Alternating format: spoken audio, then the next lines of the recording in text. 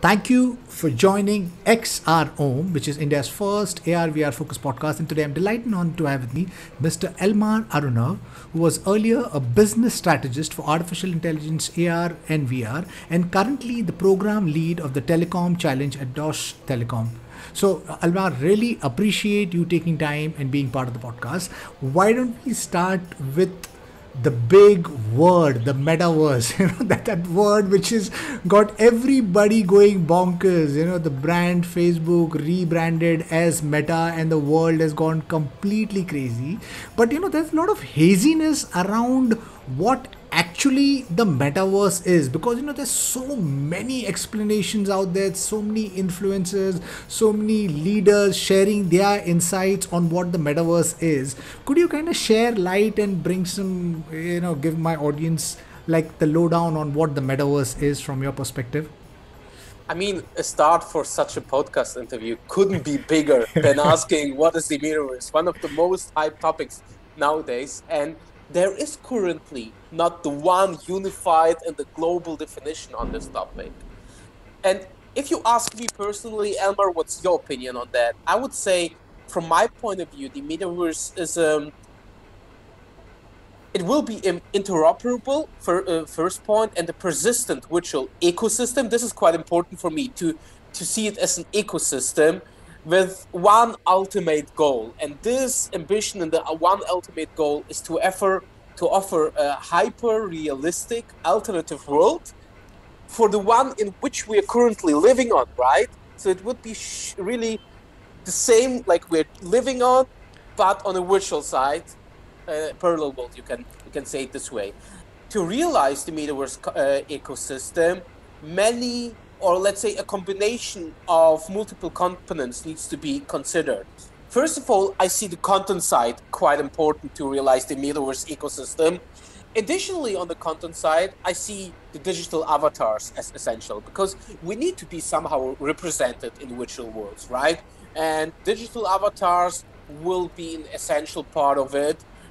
You can imagine that people, they want to be represented as a monster avatar, or as a cartoon, or a science fiction, or whatever, science fiction figure, and whatever. So in this case, this is quite essential. And of course, virtual assets. We know right now, and we see the whole hype around NFTs, right?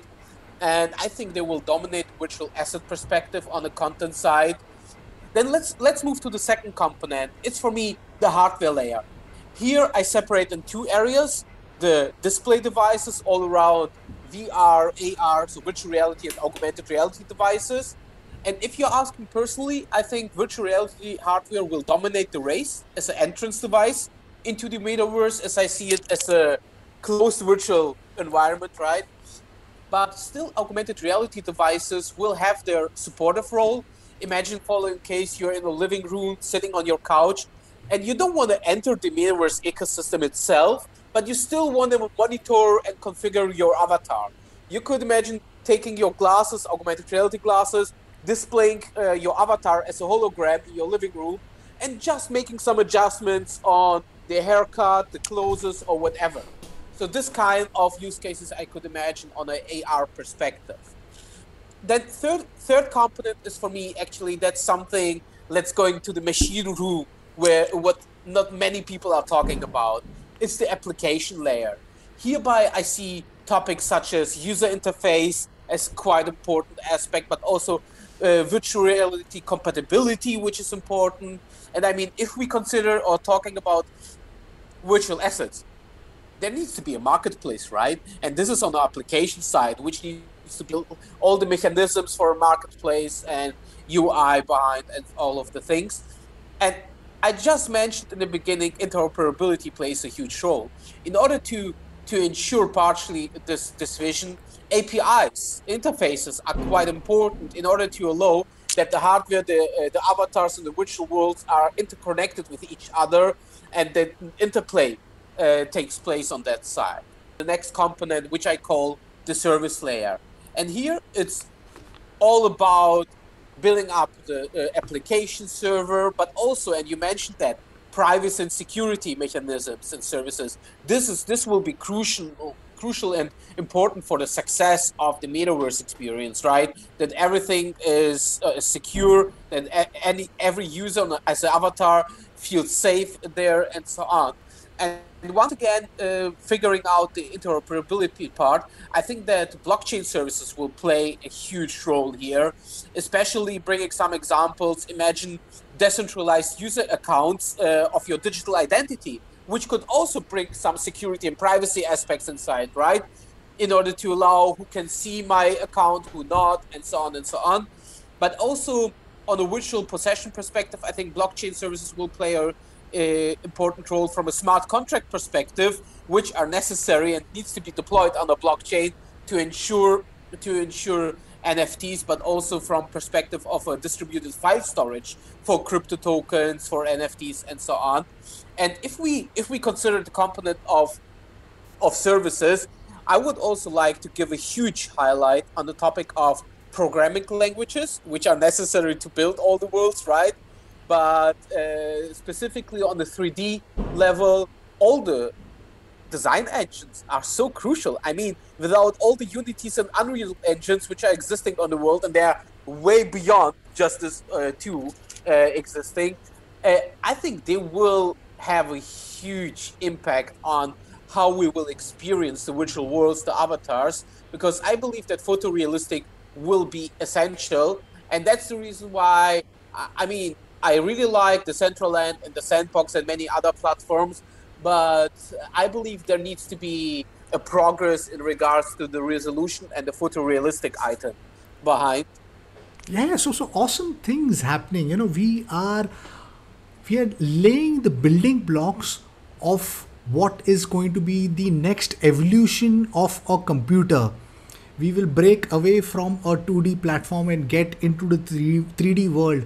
And there's going to be so many layers which needs to come together to bind. Right. And once it all binds together, we'll have the working metaverse that we all talk about, the interoperable, open, decentralized world. And there's going I think it's not going to be one single layer, and it's not going to be just 2D or 3D. I think it's going to be an amalgamation of 2D and 3D and artificial intelligence, virtual reality, augmented reality, mixed reality, 5G, enabling the infrastructure, the IoT, sensors, and blockchain being the underlying language, and the NFTs being the economical layer. So it's an exciting space that we are getting into. But yes, I mean, it is hazy, but I think because what we are building is almost like a new world in itself, because so far almost all of our interfaces restrict us to the 2D medium, whether it's your computer, your mobiles, your television screen, and here we are wanting to break away. So it's an exciting space. You mentioned decentralization and interoperability. And that's going to play a huge role in building the true metaverse that we all have visioned for. So, the ones who don't really know about what is the role of decentralization and interoperability, could you kind of give an overview of the both? Yeah, that's a great question. But before I come to this, maybe let me add also a few more aspects in regards to which components exist. And just shortly, I think on the hardware side, I just missed to say so that haptic interaction and movement capturing and movement interaction can also be ensured, because this is quite important also to create the best possible user experience, right? So because we will be in the 3D based world, and here we need to have the haptic interaction similar to the real life and also move accordingly. This is the one. But what will be essential? Let me summarize it actually in 2 words: IT infrastructure and network. Yeah, exactly. We need the computing power and the storage for it, because a 3D model, it depends on the complexity of the 3D model, is so much bigger than a 2D picture, 2D picture, right? And we need, from a computing perspective, I think Intel said we need 1,000 times more computing power than which is accessible nowadays in order to ensure the metaverse. And this is a huge leap which needs to be went in order to ensure it, right? And then from a network perspective, I mean, we need a low latency and a high bandwidth. So 5G, 6G, Wi-Fi, and beyond. This will be crucial in order to allow a robust and reliable network to ensure, because we are not talking in the vision of a metaverse that 10 or 1,000 people are participating in parallel in the metaverse. We are talking about billions of people. And that's maybe a bridge now to this decentralization and interoperability, because let me maybe starting here with the aspect of open metaverse, which is necessary why interoperability should play a huge role.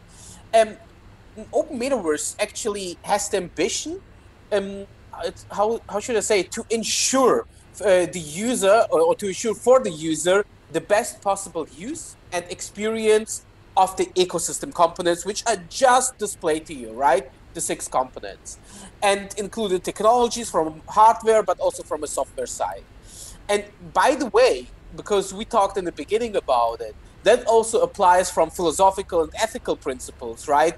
Where the users should get the greatest possible level of accessibility, inclusion, decentralization, freedom, and independence, which is quite important, besides also the privacy, anonymity, and security aspects. And to provide you now concretely an example of what I've just said and in relation to interoperability.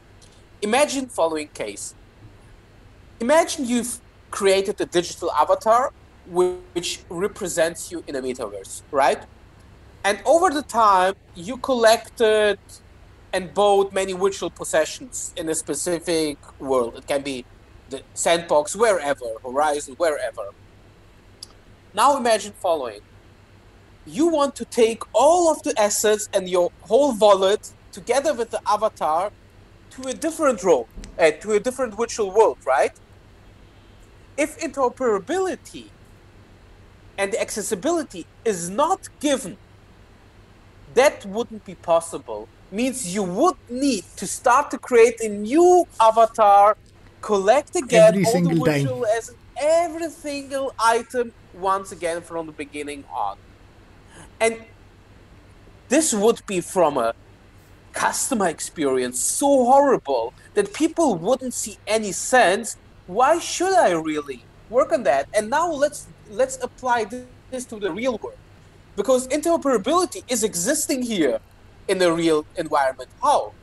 If I want to travel from Germany now, where I'm located, to Poland, to Austria, to Italy, Spain, wherever, I can do it with my identity and with all the assets which belongs to me.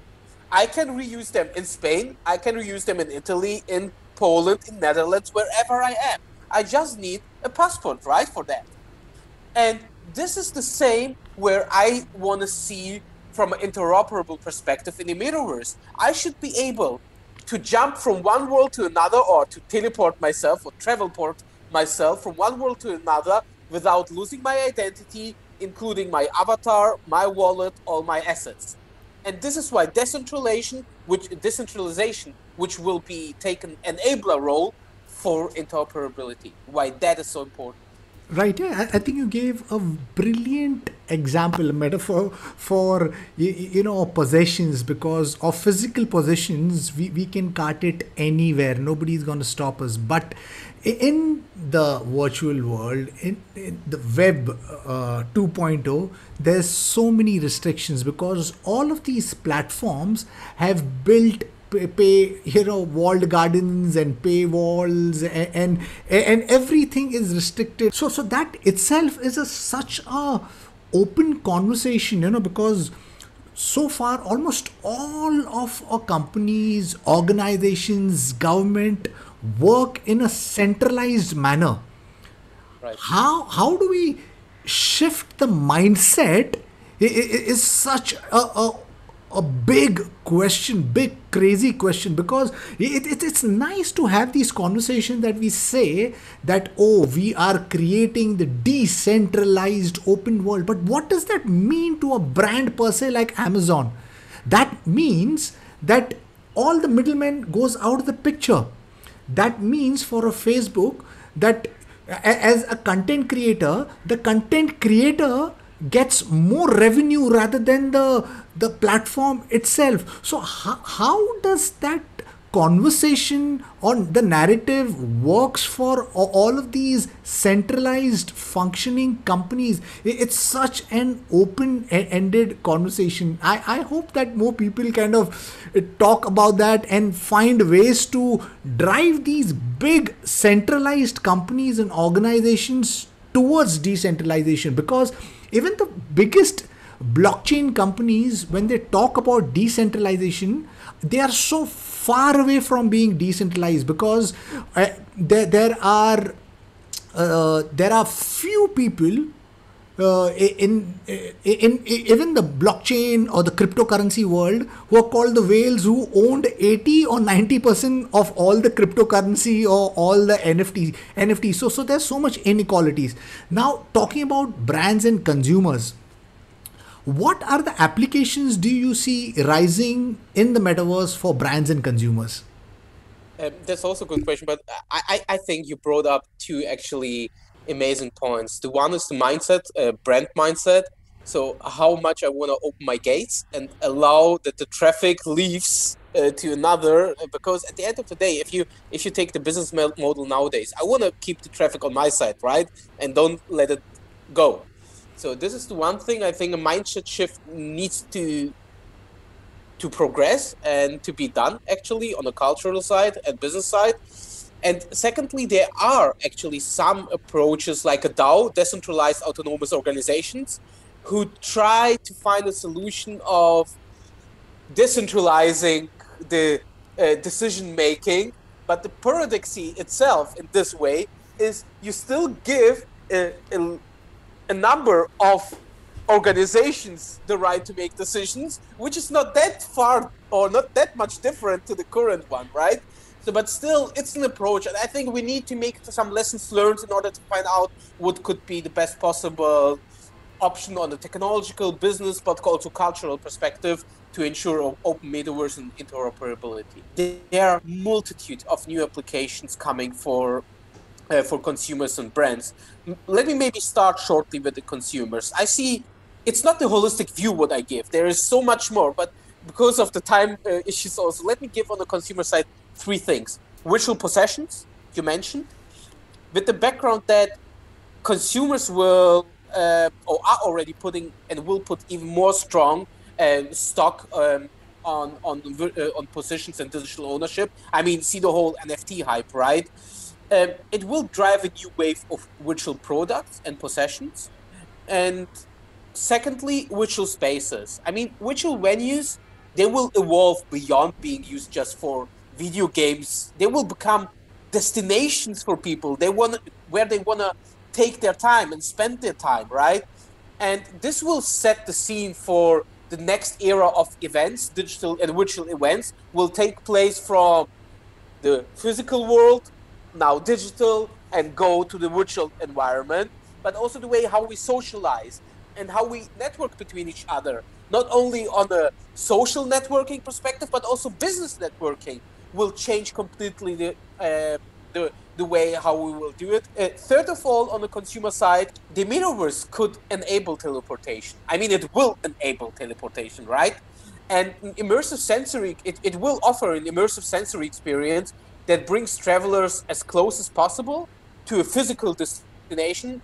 Imagine I could now teleport myself to India or to Australia or to US, Canada, South America, wherever I want to be.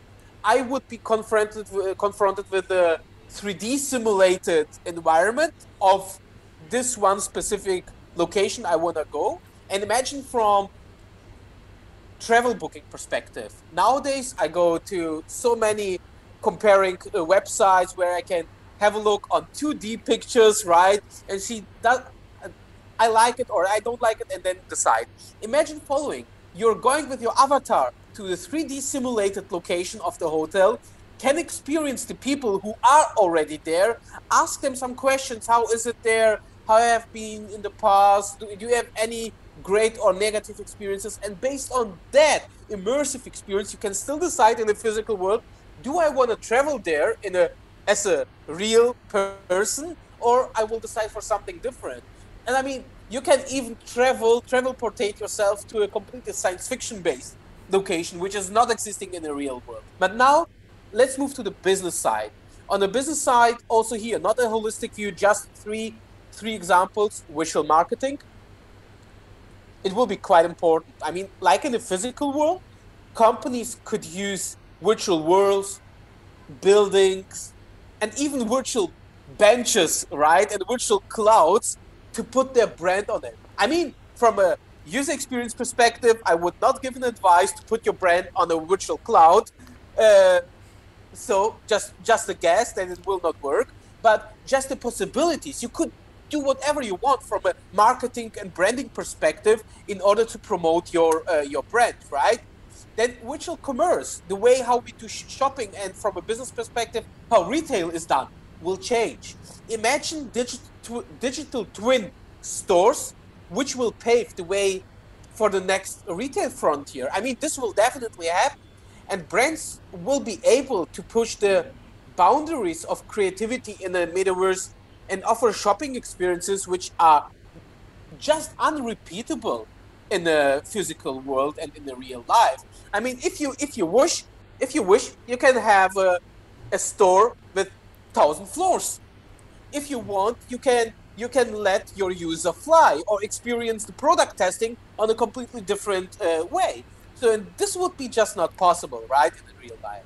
And lastly, I think this is one of the most obvious on a business perspective, especially with the whole COVID and pandemic situation. It's the way of how we will work, virtual work. The metaverse will enable a new kind of a collaboration experience. I totally believe in that. And this will allow co-workers to collaborate, communicate, and connect. And I think for companies such as Meta, with Horizon Work, and for Microsoft and some others, their core ambition is to ensure a lifelike conversation and lifelike collaboration, right? And for that, once again, what do you need? Close contact with haptic and movement, once again, that it feels like real, right? So I think these are three on a business perspective.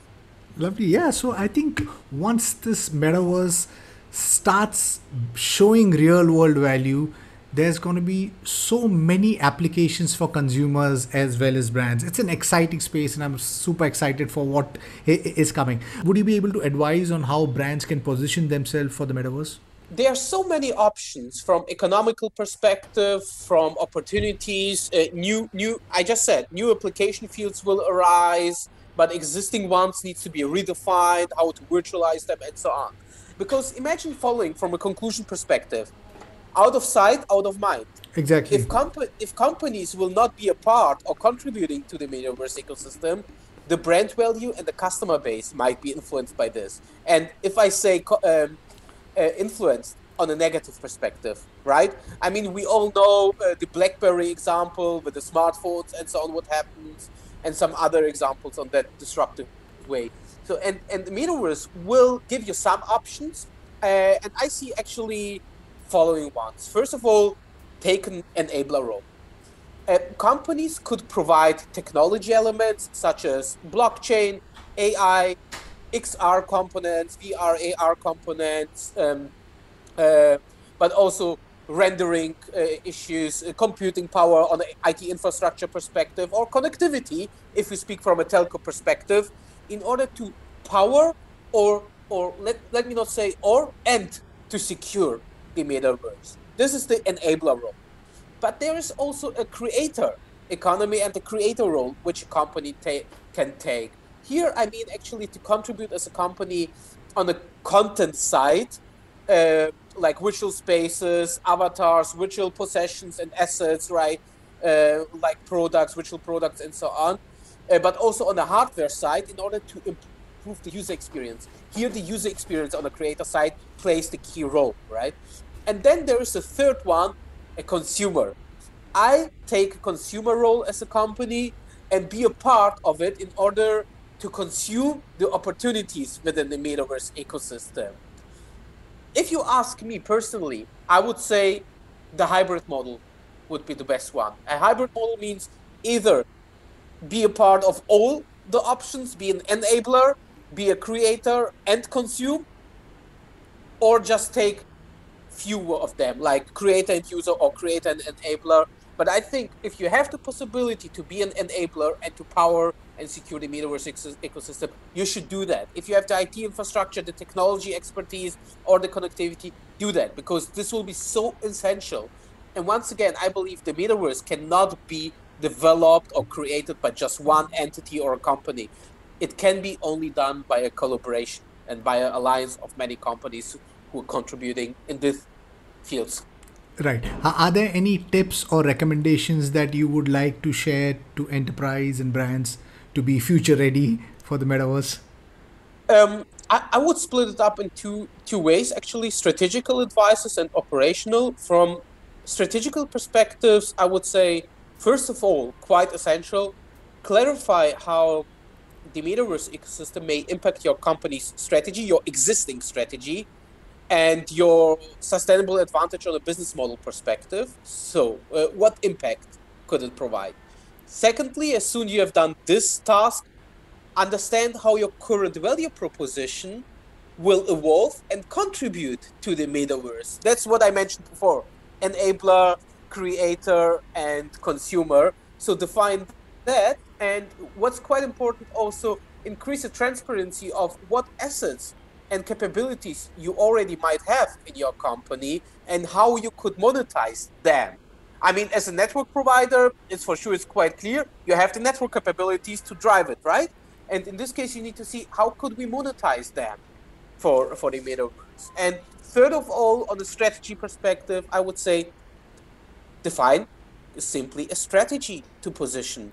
I mean, not only where, but also how, what do you need, which kind of activities do you need to start, and which resources are required on that from skill set perspective, but also from resource perspective and other components. And what's also quite important in the strategy perspective is the realization aspect, but also how to defend yourself from identity protection of your own company in the metaverse, because fraud can happen anywhere, like in the real environment, but also in the metaverse, it will be the case. But you as a company, you have a responsibility also towards your customers. Means you should define a strategy how to defend your company and protect your identity, but also the identity of your customers in the metaverse, that a fraud is not happening.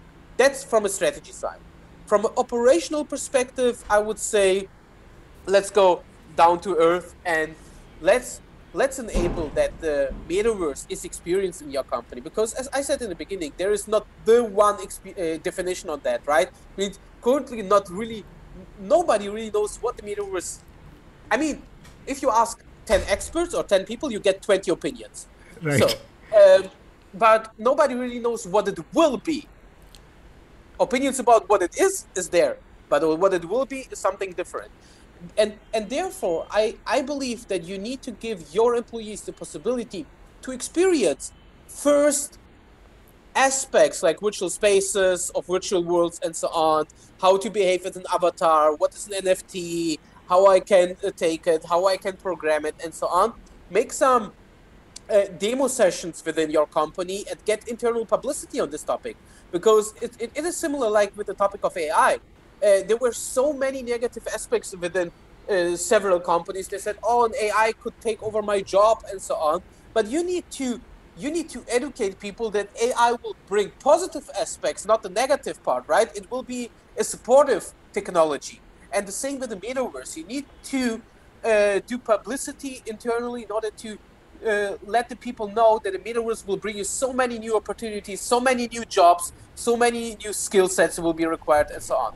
Secondly, form a task force. Quite simple. I mean, I mentioned all the strategical advices. Form a task force of strategy people, of blockchain experts, of XR experts, of AI experts, of network infrastructure, if you have, I mean, of course, in your company, but all the experts addressing the components I just mentioned as good as possible, because not every company has expertise in all the fields I mentioned before, right? But as good as possible, because you need to be as holistic as possible with your strategy and how you could position your company, right? Then start with first prototypes, invest in prototype development of your strategy definition, right? Because make lessons learned out of it. And you can do it now because the time we are on such an early stage with the metaverse that we can make failures now. And therefore invest, do prototypes, learn out of it. And I think this is quite crucial for understanding the real impact of the metaverse.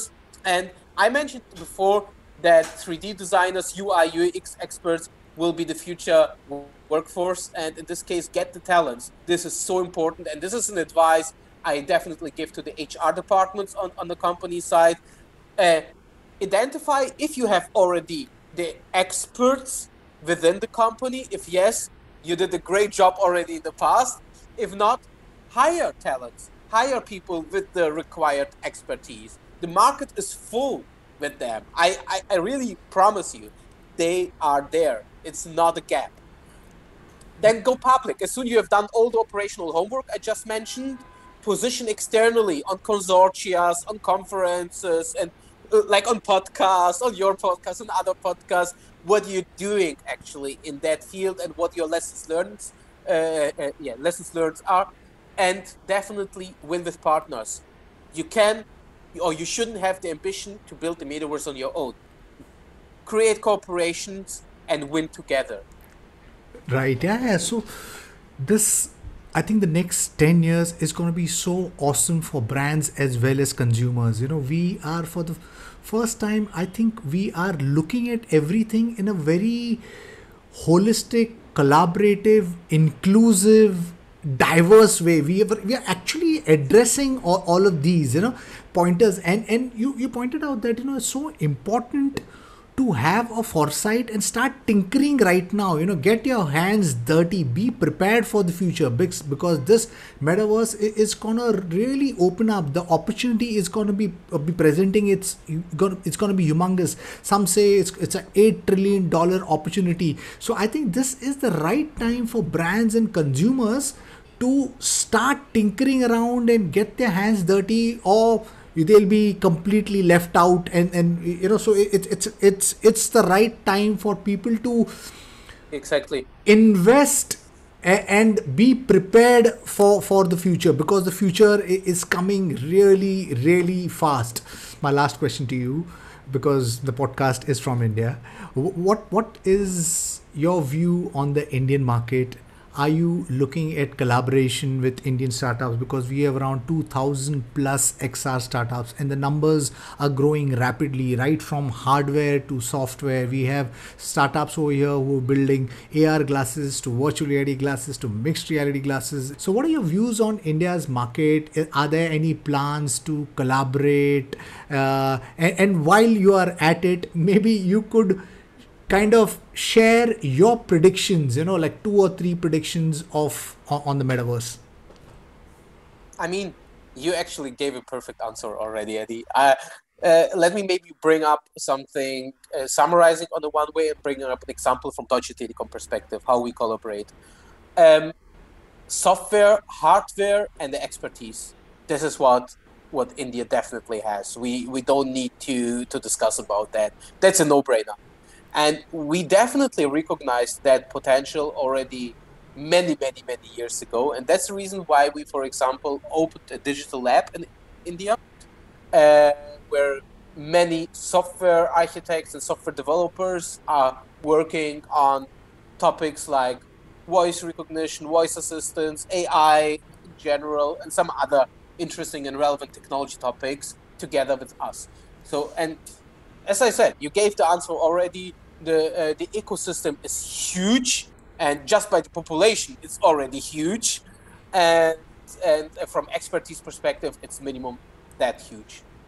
Right, yeah, some exciting things happening, and I hope that you guys enable us transition from carrying technology to wearing technology, because so far we've been using mobiles, and I hope the next interface becomes a head wearable device, AR, VR, MR glasses. Let me, sorry again for interrupting you, let me maybe bring also one example I just read recently. Infosys, which is an Indian company, right? And they have just recently announced to open a Metaverse unit to focus on that topic from different perspectives, because they understand the potential of it, not only from consulting perspective, but also from development perspective. And Infosys has a huge and a really large base of developers, right?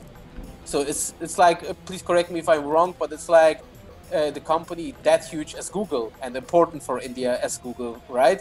Right. So and they understand the potential and the value of the topic of metaverse, and they highly invest in that. Yeah, so some exciting space movement happening in the space of metaverse. I hope it all binds together, and I hope that we start seeing those real world values sooner than later. So thank you. Really appreciate you taking time being part of the podcast and sharing your insights. And to my listeners, if you like what you see in here, then please press the subscribe button. And until next time, see you guys. Bye. Thank you.